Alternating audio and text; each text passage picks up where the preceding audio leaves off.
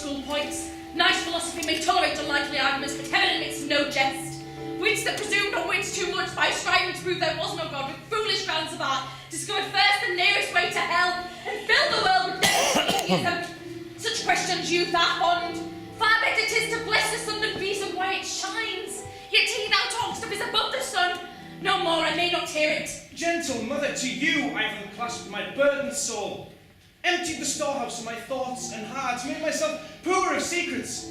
I've not left one word untold, all which I ever durst think or know, and is this the comfort I shall have?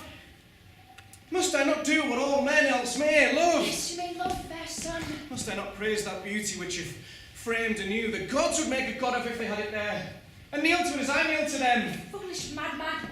Shall a peevish sound, a customary form of man to man, of brother and sister, be a bar twixt my perpetual happiness and me?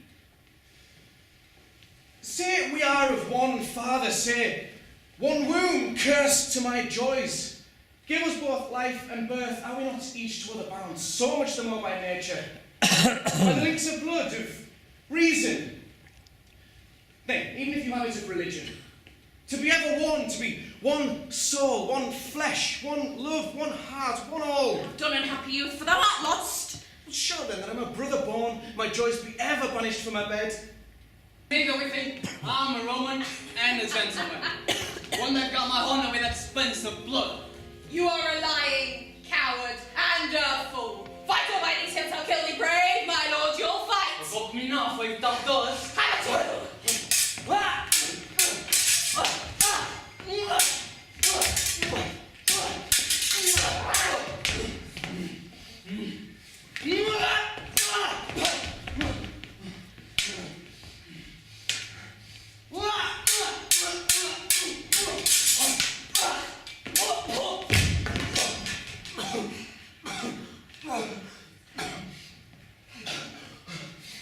What made me sudden bridle so near my doors?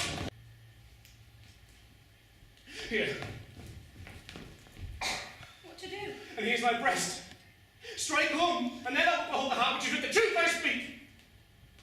Why stand you? Are you earnest? Yes, most earnest. You can't love Whom? me.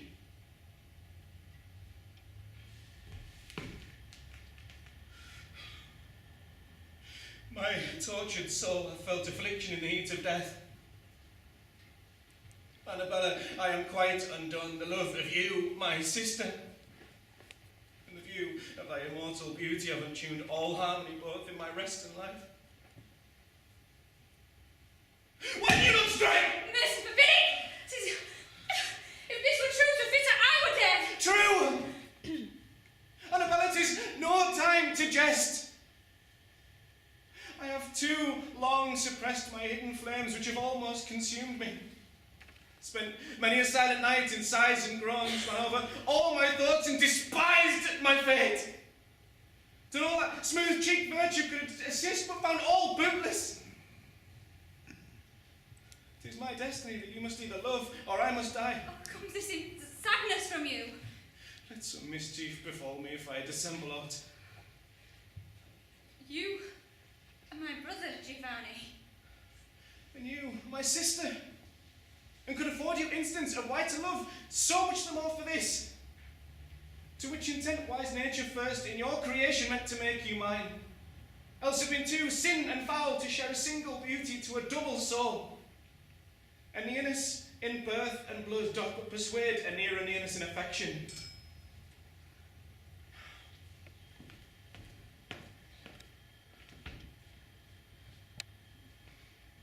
I've asked counsel from the Holy Church, who said that I may love you. And 'tis just that, since I may, I shall, and will. Yes, will. Must I now live or die? Live. Thou hast won the field and never fought. What thou hast finished my captive heart had long ago resolved. I blush to tell thee, but I tell thee now for every sigh that thou hast spent for me, I have sighed 10. For every tear shed 20. And not so much that I love, but that I durst not say I loved, or scarcely think it. Let not this music be words, for pity's sake, I beg you. On my knees. Brother, even by our father's dust, I charge you. Do not betray me to your mirth or hate. Love me or kill me, brother.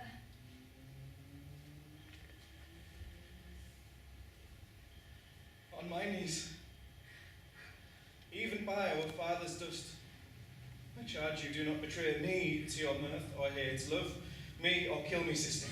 You mean good sooth, then? In good troth I do. And so do you, I hope. Say I'm in earnest. I'll swear it. And I too. And by this kiss,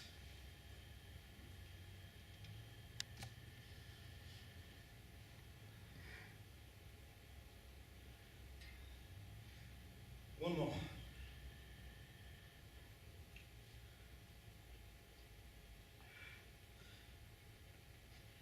Here, one more.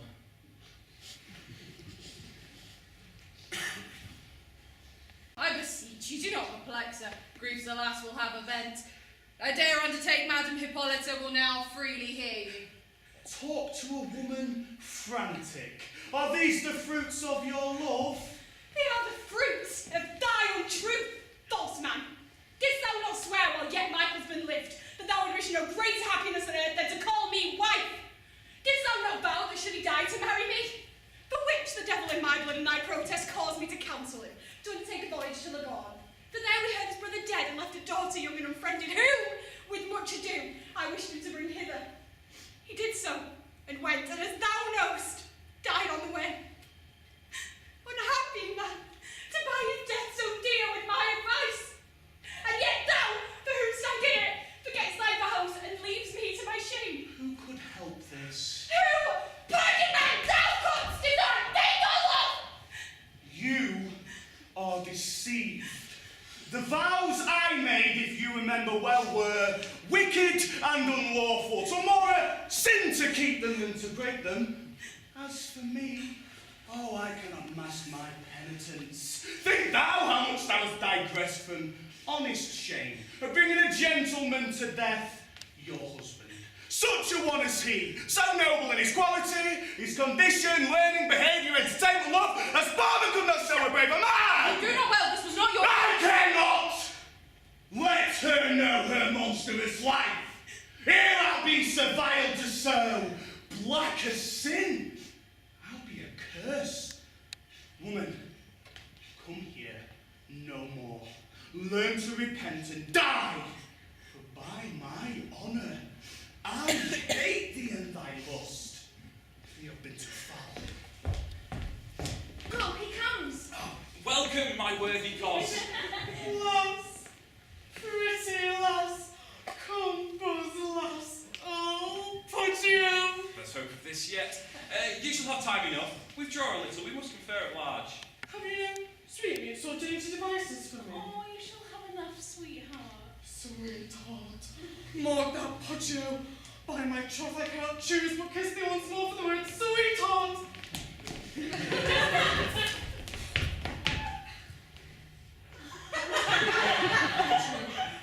I have a monstrous swelling about my stomach. What's over the matter, be? You should have physic for that, sir. Time runs apace. Time's a blockhead. Be ruled. When we have done what's fit to do, then you may kiss your villains. Better too. Oh, oh. Unstupid! Famous! Oh! Were every drop of blood in thy adulterous veins of life, this sword, dost see it, would in one blow confound them all! Harlot! Rare, notable harlot, whose face and face may taste thy sin! Will an ill man in Parliament to be bored to your loose-gunning whoredom, else but I must your hot itch, your policy of lust, the heyday of your luxury, be fed up to a servant? And must none but I be picked out to be the cloak to your clothes tricks, your belly sports? And I must be the father to this gully morphery, thy stuffed and thy corrupted, bastard-bearing womb! Why must I? Beastly man! Why? 'Tis thy fate! I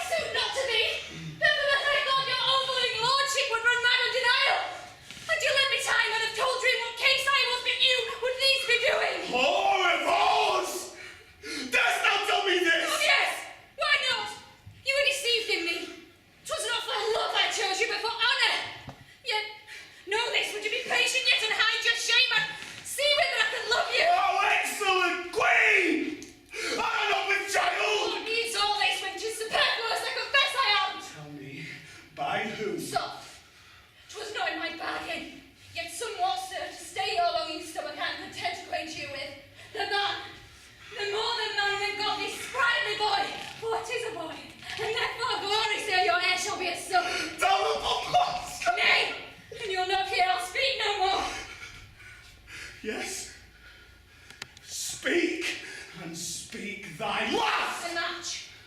A match.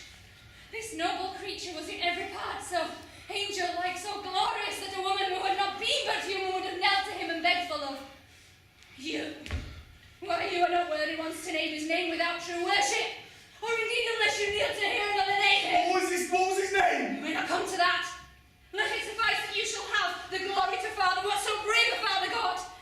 In brief, had this chance not fallen out as it doth, I never have been troubled with the thought that you had been a creature. But for marriage, I scarce yet dream of that. What was his name? Alas, there's all you believe. What? You shall never know. How? Never. If you do, let me curse. Not knowing. Strumpet, I will rip up thy heart and find it there. Do. With my teeth, I will tear that prodigious wet to joint from joint. The man's married. Dost thou laugh? Come, whore, tell me your lover, or by my honour I'll hew thy flesh to shreds. Tu m'as fait indulgenti bon ear, more. Thus will I grab thy hair and drag thy loose, beloved body through the dust. What was his name?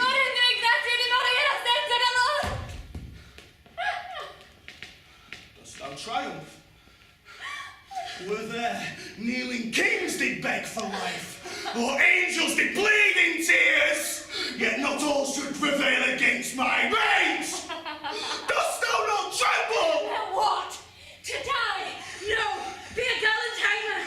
I dare thee to the worst. Strike, and strike home! I'll leave revenge behind, and thou shalt feel it! Tell me, ere thou diest, and tell me truly, no styled mother this? No, by my life. Will you confess? And I will spare thy life. My life! I will not buy my life so dear! I will not slack my vengeance. You blessed angels guard me. And so say I. Kiss me.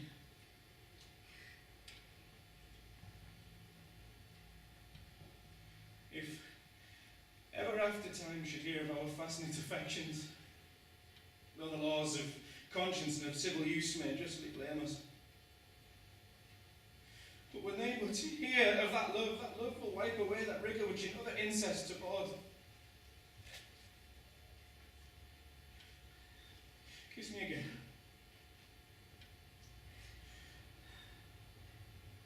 Forgive me. With my heart. Farewell. Will you be gone? Be dark, bright sun, and make this midday night that thy guilt rays may not behold a deed. Or turn their splendour more sooty than poets feign their sticks.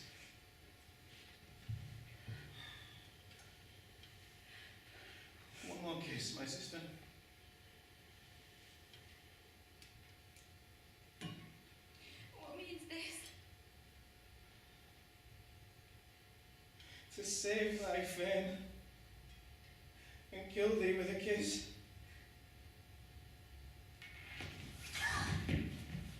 Thus die! And die by me and by my hand! Revenge is mine! Honour, don't love, command! Oh, brother, by your hand! When thou art dead, I'll give my reasons for it. For to dispute in thy death, even most lovely beauty, may make me stagger to perform this act which I most glory in. Forgive him, heaven, and me my sins. Farewell, brother, unkind. Mercy, great heaven.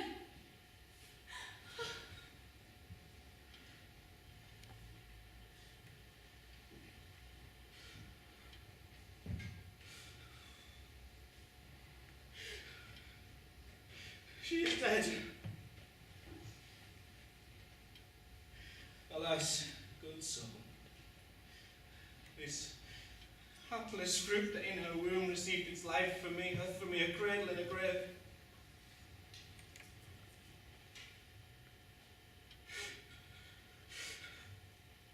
I must not die!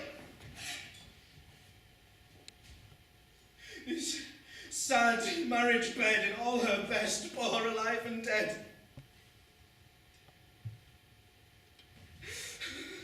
Sir Angelo has missed thy eminence! I have prevented thy reaching plots!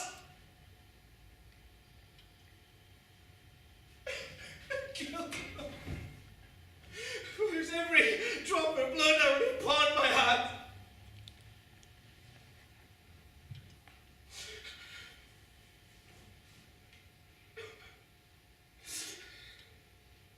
Fair Annabella, how over-glorious thou art in thy wounds, triumphing over infamy and hate. Is there none here who dares venture on him? Let them! My mother! How death becomes her in her griefs! What? This was done with courage! None survives our house now but I! Guilt in the blood of a fair sister and a helpless mother! Inhuman scorn of men. Hast thou a thought to outlive thy murders?